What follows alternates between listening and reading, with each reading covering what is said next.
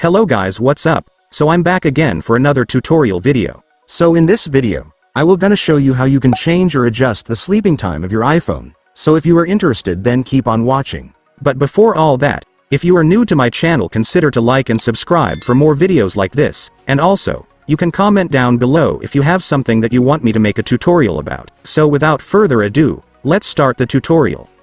So to change or adjust the sleeping time of your iPhone, it's actually pretty easy. Just follow what I'm gonna do. So for the first step, I want you to go to your phone settings.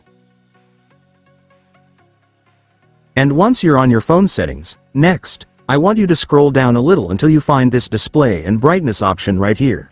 Once you've found it, just go and tap it. And after that, I want you to scroll down until you find this auto lock option right here. So this auto lock option is the one you will use to change the sleeping time of your iPhone, since this controls how long your phone will stay active whenever you're not using it. So just go and tap it. And then there you go guys. You can now select the sleeping time of your iPhone depending on what you want. In my case, I will select 5 minutes. And after selecting, it's done. Congratulations. The sleeping time of your iPhone will now be changed automatically.